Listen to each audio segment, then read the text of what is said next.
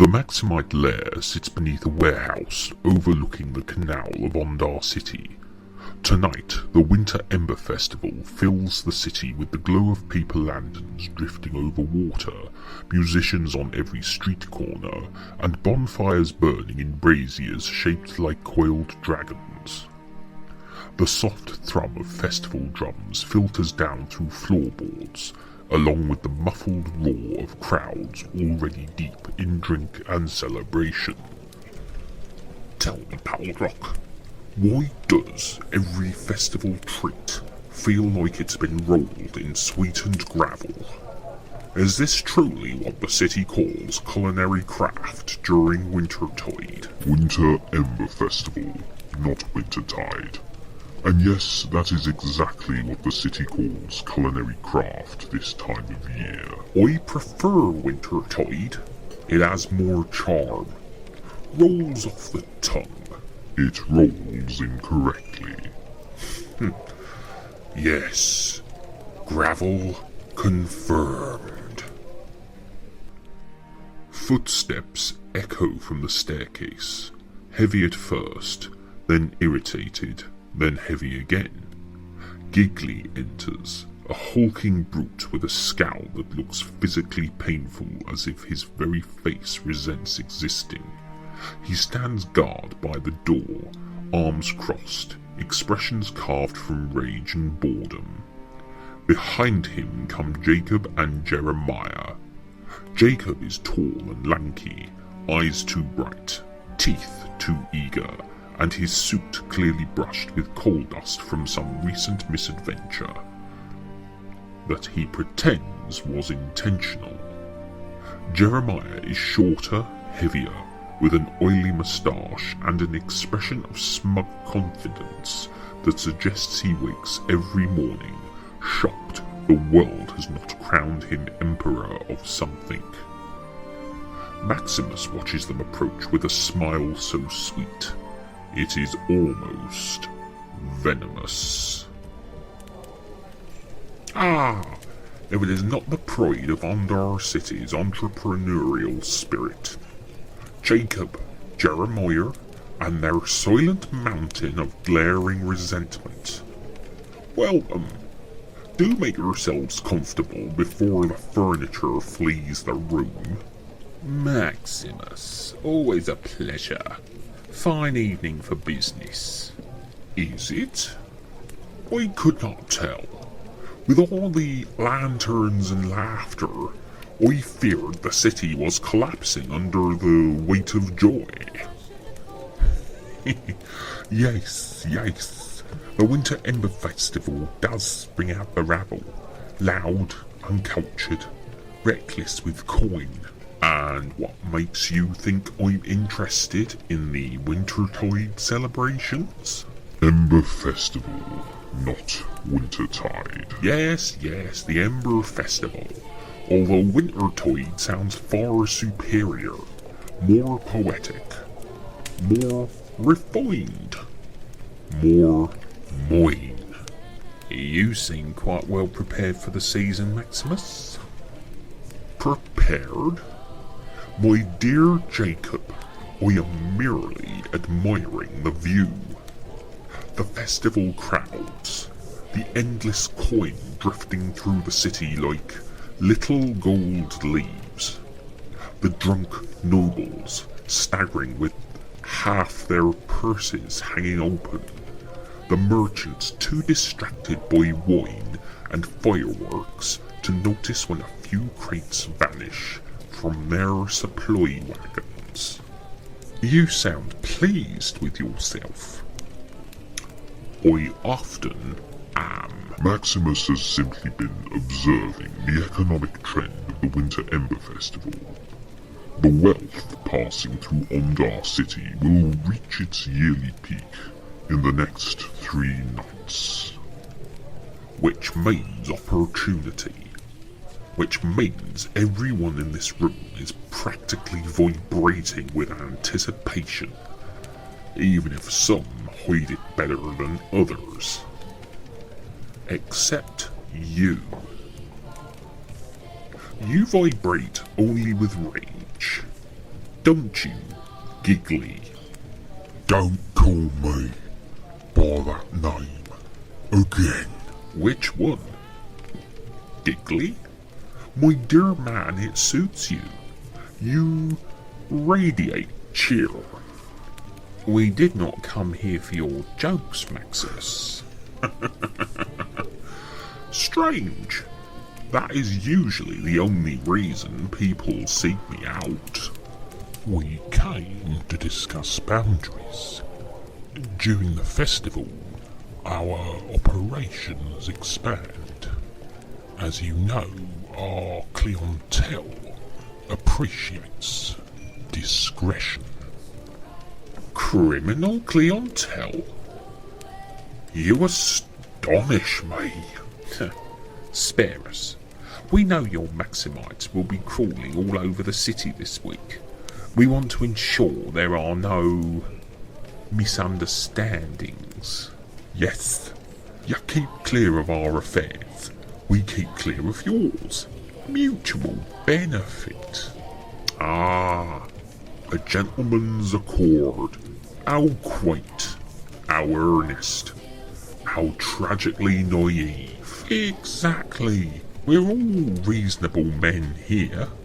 Of course we are. Reasonable. Civil. Utterly trustworthy. Then we understand one another? Completely. Paldrock glances sideways at Maximus. He sees the gleam in his eyes. The one that means Maximus has already decided the agreement is decorative at best. Outside, fireworks boom. The warm orange light of festival pyres flicker through the windows. A slow chorus of celebrants begins singing an old Ondarian winter chant, slightly off-key. The sound drifts through the lair like a spell. Maximus listens to it, fingertips tapping on the table. Listen to that. All that joy, all that wealth, all that perfect chaotic opportunity. A city drunk on festival spirit. Wintertide truly is a magical season. Winter Ember Festival. Yes, that as well. So, we have an agreement then. My dear Jacob, my dear Jeremiah, for tonight, let us say that everything is beautifully understood.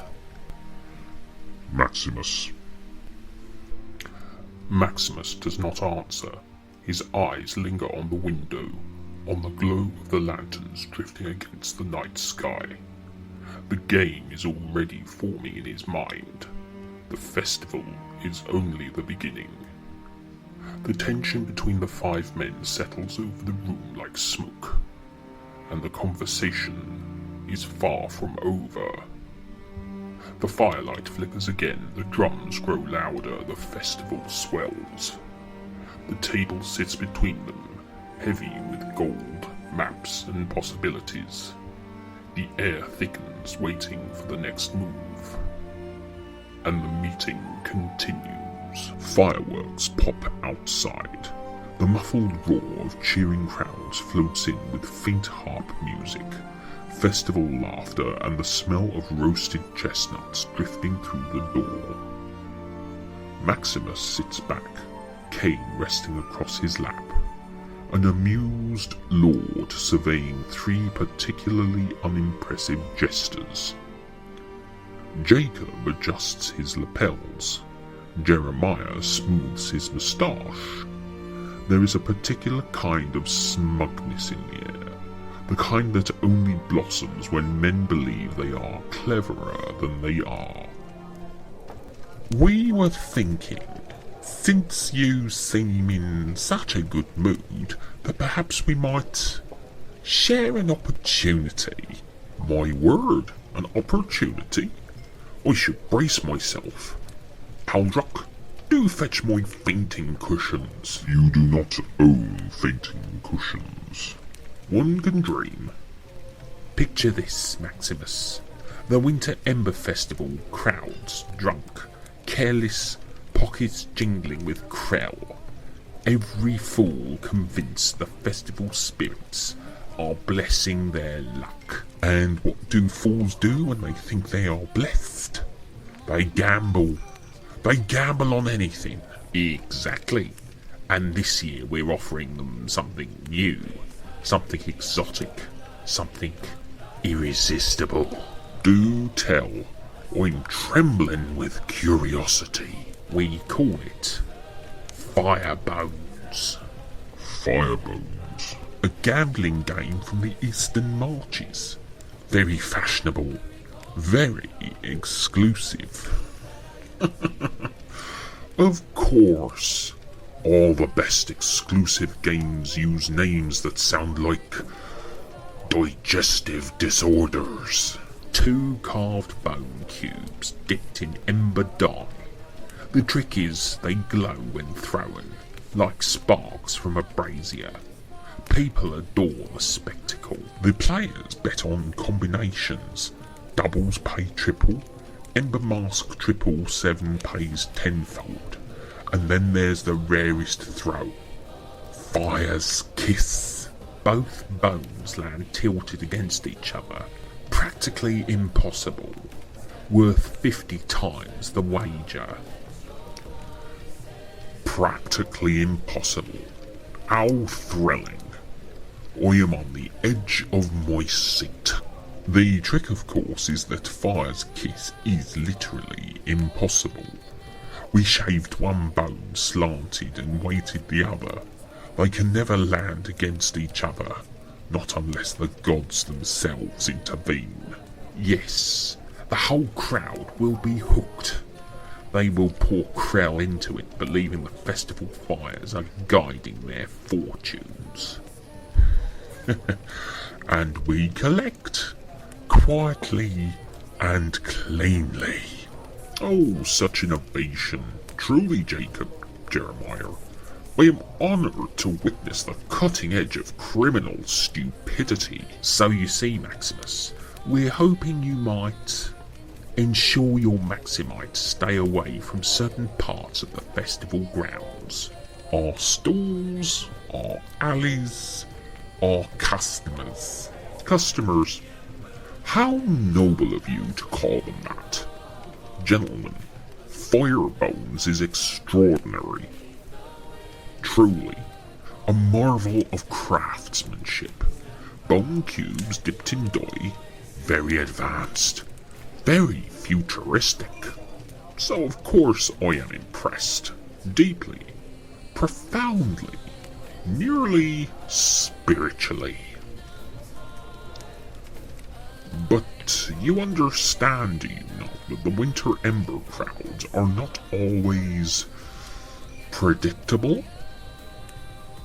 Gambling attracts attention. Attention attracts the watch. And the watch attracts consequences. We have Giggly for that. I crash. Watchman. Charming. I see this enterprise is built on only the most stable foundation imaginable. Exactly. We knew you would appreciate the brilliance of it. Gentlemen, I applaud your ambition.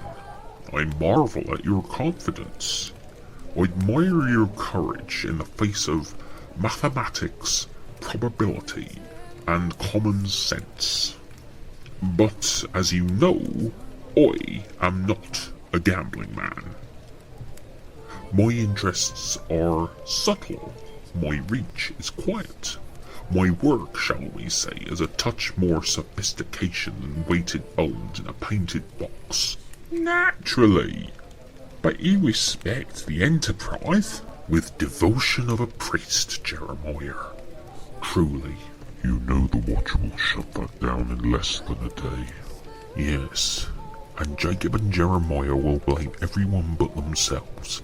It will be chaos, and chaos, as you know, is my favourite dance partner. So will you tell them? Of course not. Why ruin the fun? So, Firebones, the jewel of the festival, the crown of all criminal craft this season. Exactly. A flawless operation. We knew you would appreciate its genius. Appreciate it? My dear gentleman, I am nearly moved to tears by it. We hoped as much. And therefore, you shall have my guarantee. My Maximites will not interfere in your Firebones enterprise. They will steer clear of your stalls, your alleys, your enthusiastic victims. Pardon? Customers. Perfect. We knew you'd see reason. Of course. Reason is practically my middle name. It is not. Not helping, Paldrock. A prosperous festival for all of us, Maximus. Yes. Let us raise our glasses to opportunity. And to professional respect. Naturally. We will make you proud of this festival, Maximus. And wealthy by association. I have absolutely no doubt. We will expect your absence around our operation. Expect away. Excellent. Good evening, Maximus. And, happy Winter Ember Festival to you. Happy Wintertide. The two oily businessmen leave with Giggly stomping behind them. Their laughter echoes down the stairwell as they go, convinced they have won, convinced Maximus Volkov has bent to their brilliance. The door upstairs closes, the lair falls quiet. Only the sound of the festival outside remains, distant drums, bursts of cheering, lanterns drifting across the canal. Paldrock remains silent. He waits, patiently. Maximus stands like a statue for a long time. He listens until the footsteps fade entirely. Only then does he exhale through his nose. The corner of his mouth twitches. Maximus twirls his cane once and sets it down. His expression shifts from pleasant diplomacy to something far more dangerous. Something calculating. Something hungry. He turns his head only slightly, just enough so Paldrock can see the spark in his eyes. They're out of earshot. Paldrock. Maximus? Fetch the lanterns. The blue ones. Paldrock nods without question. Maximus faces the maps on the table again, studying them with the quiet, lethal focus of a man who's already seen the festival's future unfolding under his fingertips. Outside, the fireworks rise, the crowd roars. Maximus smiles to himself. Time to begin.